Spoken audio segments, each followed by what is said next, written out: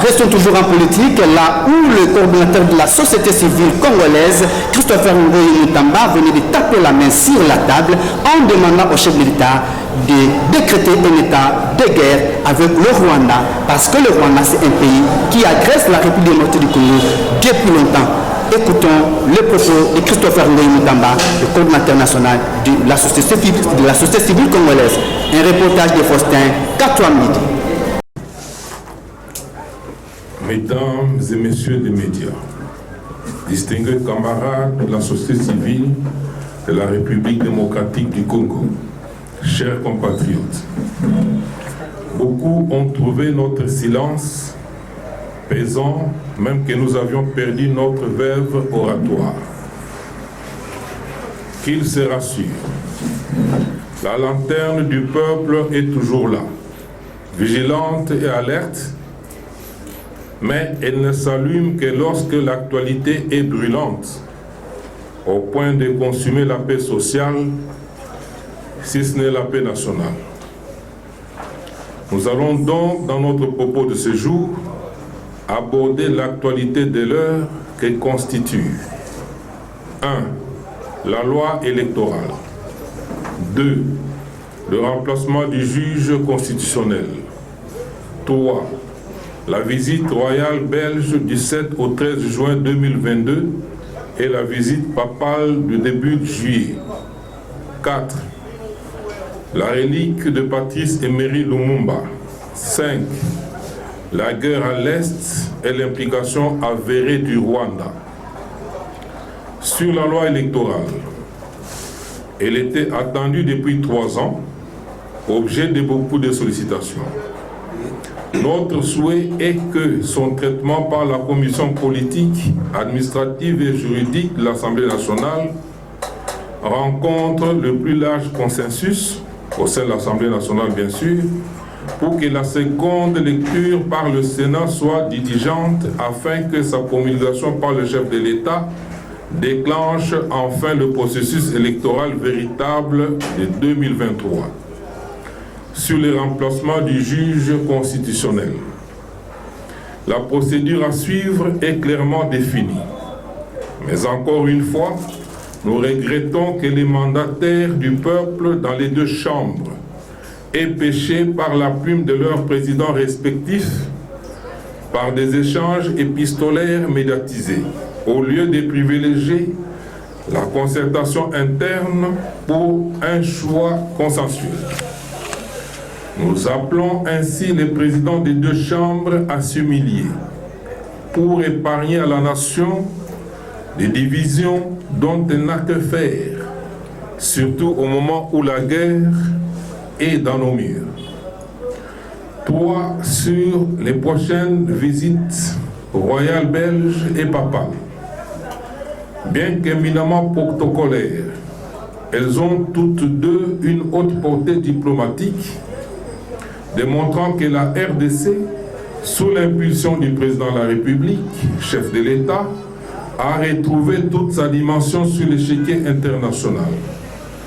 Nous figurons en effet parmi les tout premiers pays d'Afrique que visitera cet été le pape François Ier, tout comme la visite royale belge renouera les liens historiques entre les plus hautes autorités des 2 pays interrompus depuis 2010.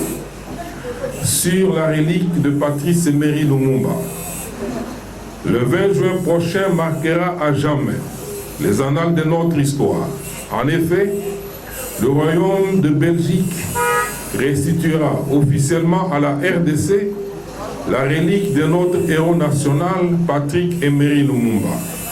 Ce geste est d'une valeur culturelle incommensurable pour nous Congolais, et en particulier, mais aussi pour tous les Africains en général, lorsque nous savons combien nous vénérons nos morts.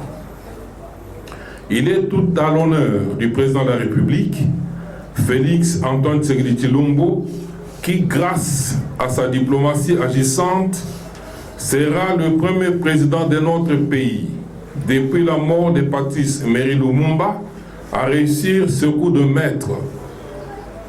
Qu'il trouve ici les chaleureuses félicitations de la société civile de la République démocratique du Congo. 5. Sur la guerre à l'Est et l'implication avérée du Rwanda.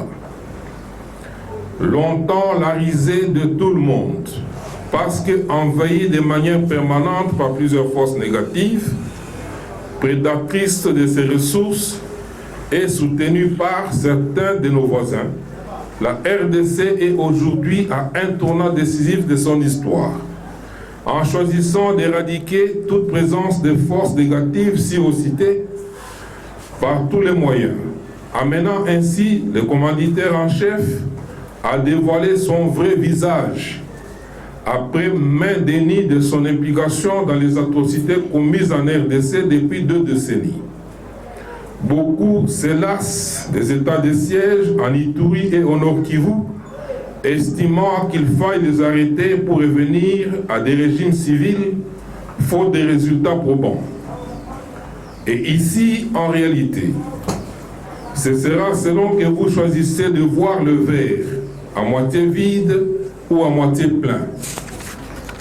La société civile, la République démocratique du Congo choisit de voir le verre à moitié plein afin d'encourager nos forces de défense et de sécurité sur terrain en reconnaissant les avancées indéniables que sont les arrestations de plusieurs complices civils et militaires, la destruction de tous les bastions ADF, la cessation des vidéos, des massacres des groupes en série, hélas encore, à déplorer les meurtres commis par nos frères du Codeco contre les populations locales en Ituri et les attaques de plus en plus virulentes de M23 sur les positions des FARDC, alors que les pourparlers de paix ont lieu actuellement à Nairobi avec les différents groupes armés pour une paix souhaitée définitive.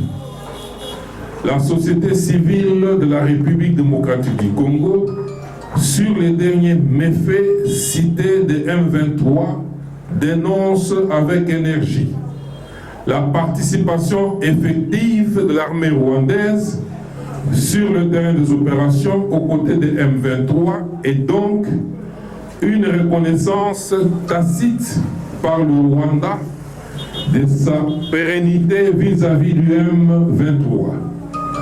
Trop, c'est trop, disons-nous haut et fort, et afin que nul n'en ignore, nous devons, conformément aux articles 86 et 143 de notre Constitution, mener cette guerre jusque là où elle a été préparée et planifiée, car nous en avons désormais les capacités et les moyens. Mesdames et messieurs des médias, chers compatriotes, vous aurez compris que nous terminons notre adresse de ce jour par des mots belliqueux, car tel est le ras-le-bol que notre population nous demande d'exprimer à nos autorités à tous les niveaux de décision. Peuple congolais, dans toute notre diversité, restons vigilants, alertes et plus que jamais unis derrière les forces, derrière le commandant suprême des FARDC pour réaliser son rêve et voir venir la paix, revenir la paix sur toute l'étendue du territoire national. Tous unis derrière nos FARDC, nous vaincrons. Je vous remercie.